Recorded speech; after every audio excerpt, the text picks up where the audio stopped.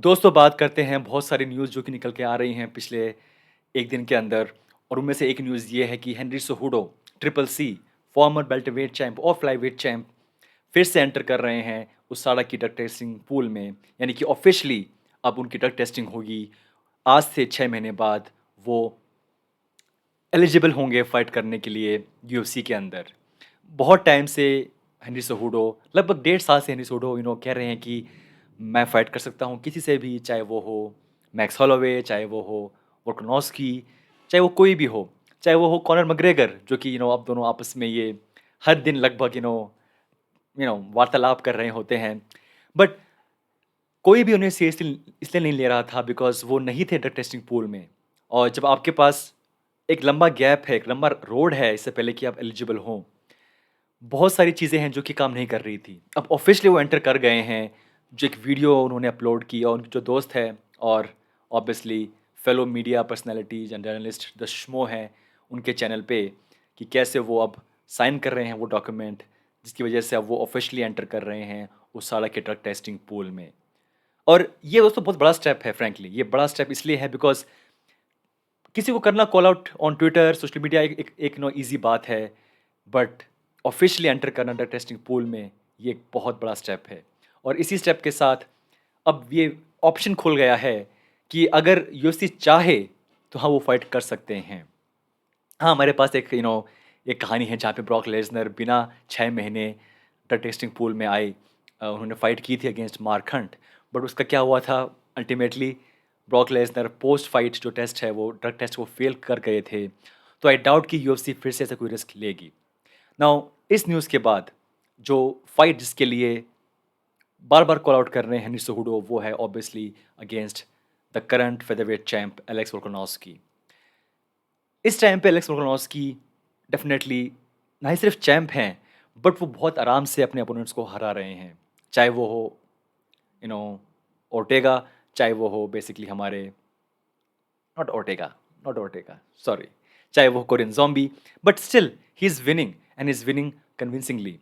Max Holloway fight छोड़ के जो बाकी सारी फाइट्स हैं, clean win, there is no doubt. और अब लोग बात कर रहे हैं, वो खुद बात कर रहे हैं कि अगर यहाँ पे मैक्स नहीं आते मेरे सामने बहुत जल्द, या जो डिवीज़न है वो साफ़ नहीं होती बहुत जल्द कि कौन नेक्स्ट होगा मुझसे फाइट करने के लिए, तो I can try next division, 155 pound division जो कि है लाइटवेट डिवीज़न। या it's again big step for him. उनसे पहले मैक्स होलोवे ने भी ये ट्राई किया, बल्कि 2 बार ट्राई किया शायद, और वो फाइट हार गए। नहीं, एक बार ट्राई किया, व्हाट्स रॉन्ग?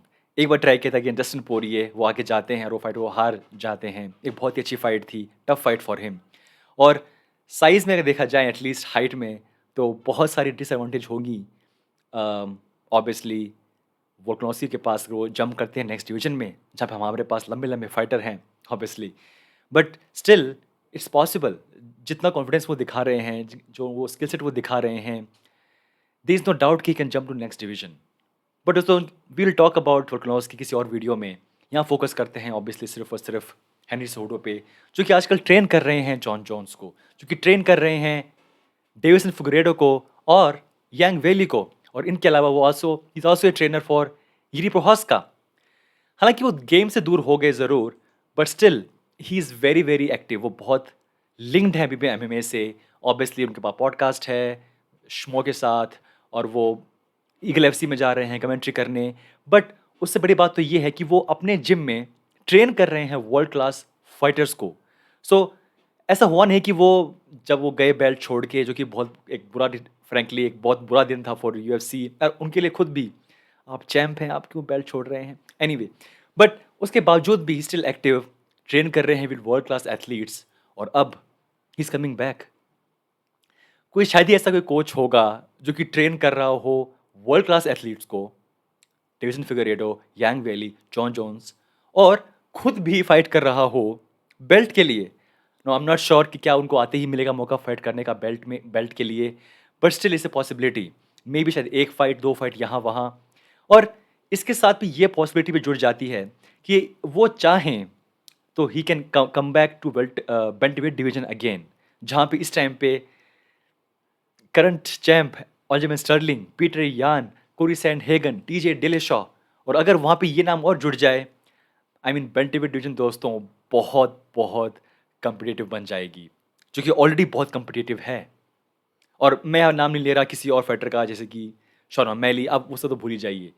ये जो टॉप 4 नाम मैंने लिए और 5वां नाम शायद अगर हेनरी cejudo वहाँ पे आते हैं, I mean can you imagine कितनी सारी फाइट्स पॉसिबल है वहाँ पे हेनरी cejudo के लिए और बाकी डिवीज़न के लिए। दोस्तों this is great news frankly, ये बहुत टाइम से पेंडिंग था। पीक पे उन्होंने अपनी बेल्ट छोड़ी थी जब वो 2 डिवीज़न चैंप थे, उनकी लास्ट फाइट थी अगेंस्ट डोमिनिक क्रूज़। उससे पहले उन्होंने हराया था टीजे डिलिशा को, उन्हें हराया था डिमिट्रिस जॉनसन को।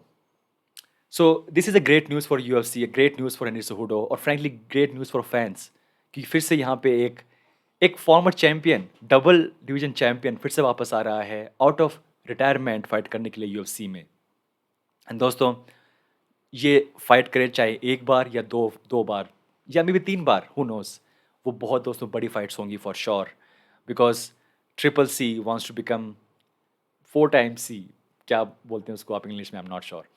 बट एनीवे दोस्तों this is the news, Henry cejudo वापस आ रहे हैं उसाड़ा पूल में and he will fight hopefully इस साल के एंड तक दोस्तों, and which is great news. दोस्तों व्हाट डू यू थिंक, कौन सी फाइट बेस्ट होगी फॉर हेनरी cejudo? मुझे बताइए कमेंट्स के अंदर। करते हैं बात नेक्स्ट वीडियो में।